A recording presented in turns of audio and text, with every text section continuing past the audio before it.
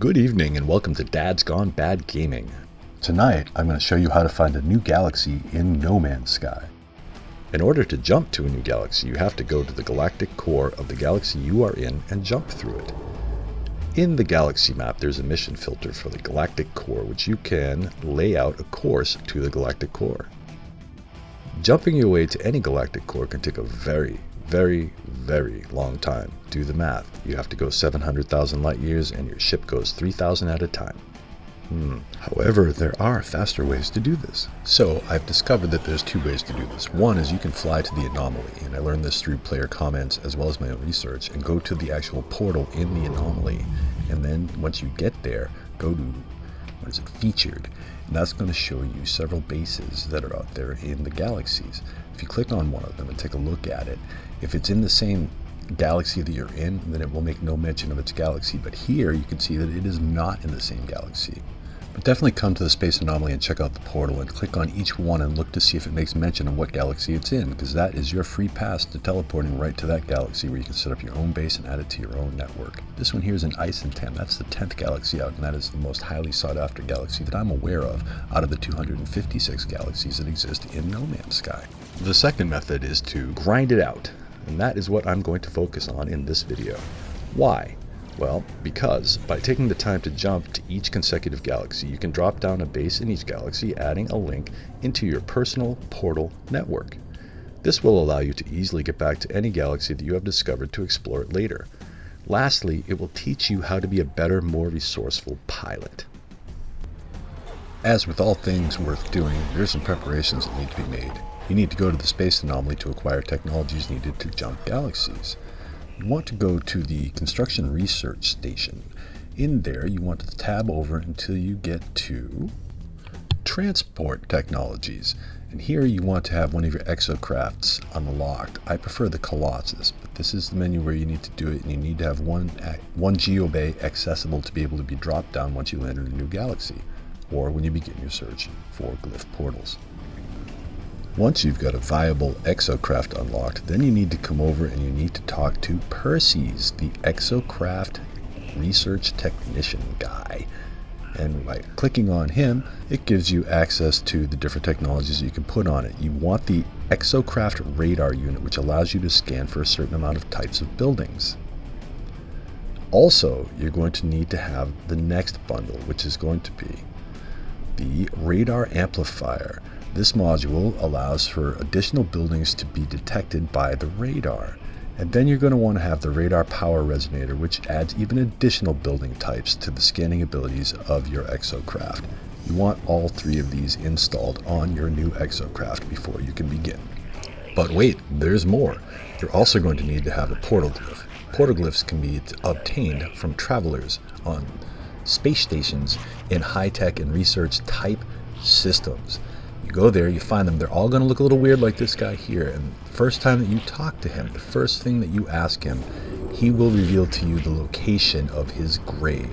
You want to fly out to that grave and get his portal glyph, which is denoted by that little yellow grave marker looking icon that appears on your screen. And just follow that out. It's probably going to be on the planet in the same system. Now there are 16 total portal glyphs that you can acquire, and those are used to open up the glyph portals and dial in addresses to anywhere in the galaxy that you're in. However, you only need one for this.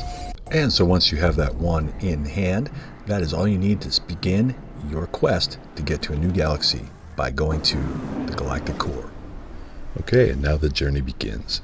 Take any planet, anywhere. Construct a geobay for your exocraft so that you can launch it. Once you do, you summon it, and then you jump inside of it, and you hit the exocraft radar. And you have 6 different building types here. You scroll all the way to the right, and you use it to scan for alien structures. You're looking for an alien monolith. It will pop up on your scan, and you fly up, and you go and you find it. I get distracted a lot, so I like to check out things as I go. But once you get to it, you land. Now, alien monoliths are an opportunity to learn some new words in whatever language it is of the race that is dominant in that system. But you want to go to the monolith and unlock it, and it's going to ask you a question. There is a right and there is a wrong answer to these questions. If you get the answer correct, which is usually what happens, but sometimes I have to reload my restore point because I get it wrong and it locks it out. But I'm going to choose to drink the viscous red liquid because that sounds like warrior-like and I'm in a Viking system. And if I'm right, I'm right, and if not, I go back, I reload my restore point, which is right at my ship where I just landed. I have found that if you do choose correctly, in this case I'm coughing hard and it seems kind of iffy if I'm going to choose correctly, but I do, and a beam of light shoots up into the air and you are allowed to approach the monolith again. And at this point it's going to offer you the ability to locate a portal if you have the proper sacrifice. I'm in a Viking system. Vikings require Viking daggers, for example, as the sacrifice.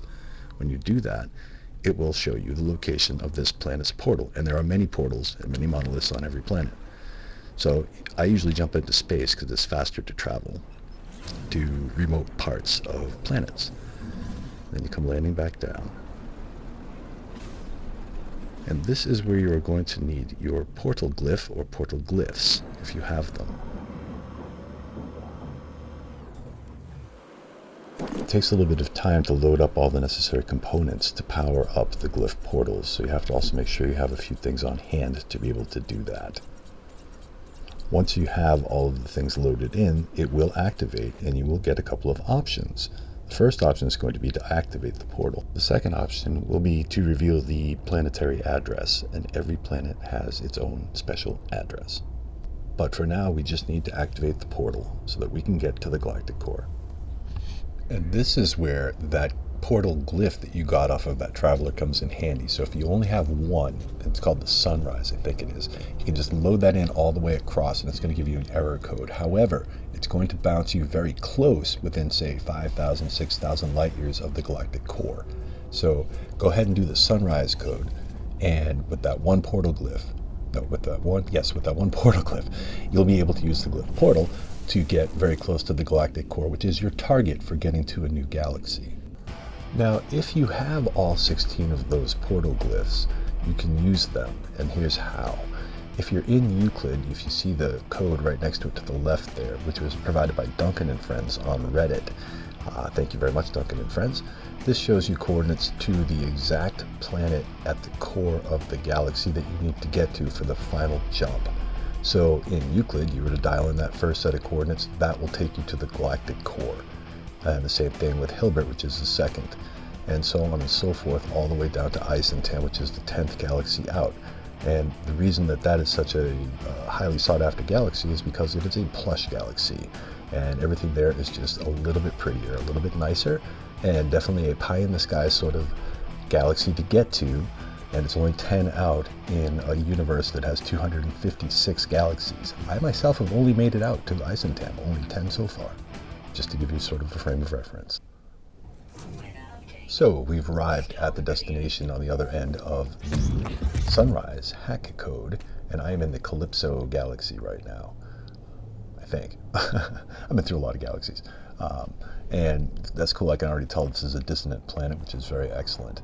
But I really do just want to locate my ship and get up into space and get moving here, because I need to get to the Galactic Core, and I believe I'm only within, say, 6,000 light years of it.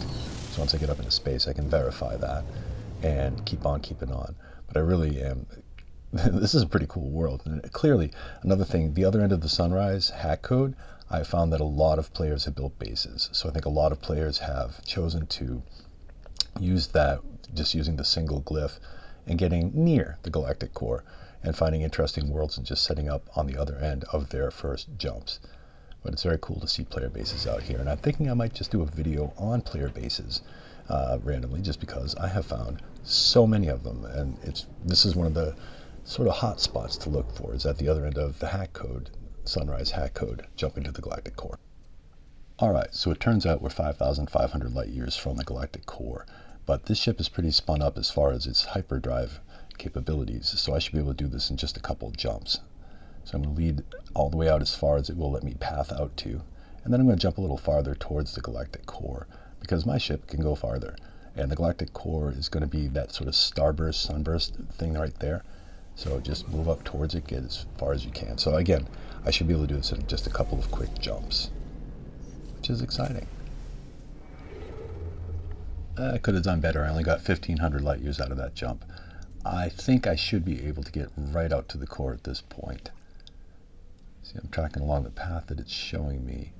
But again, each time you click on a sector, it shows you how far away it is. So right there, we're at about, what, 1,000, a little bit over 1,000. And now I'm just going to cruise in. And that one looks like it's right on the edge of the void, because there's no star systems right around the galactic core. So you want to try to find one that's really close to it, or allow the mission tracker to track you right to it. Alrighty, we have arrived in Balin 2 system. Now, the way to check this is to go back into your galaxy map and see what the jump looks like, because the jump out to the galactic core looks different. See how it's that single line, and if you initiate it, you start moving it, it'll bring you to the galactic core jump. When galaxy jumping, you should use a second ship, because whatever ship goes through that galactic core is going to get trashed. All the technologies on it are going to be broken, as well as all the technologies in your multi-tool and in your exosuit. So it's a good idea, before you go jumping through a galactic core, to switch over to a ship that is less valuable to you, and switching over to a multi-tool, which is less valuable to you, or that you haven't built up or you don't use. And well, you're just going to have to grin and bear it as far as the technologies in your exosuit go. But anyway, I landed at a player's base here, so that down in that same system I just came to, so that I could switch up my ships, because I definitely want to use this ship, which I've been using to go through galactic cores. And the reason that I used this one is that I've put no new additional technologies into it. And the only thing you really need to do is make sure you have a hyperdrive installed, and that the fuel tank is absolutely full. It has to be completely... Oh, see, this is already still damaged from before. But on this account, I've been playing in creative mode just to be able to show this to you. So you can go through and repair them. And there's only 4 things you need to repair. And I think the only thing is like the launch thrusters and the hyperdrive. Maybe the shields too, but very, very little that you have to repair. There's only really 4 systems tops that you really have to do. But you need to use the ship over and over and over again, because it's going to get trashed every time you get to a new galaxy. So I call it the junk ship, even though this is a wicked cool ship, the Shield of the Ancients.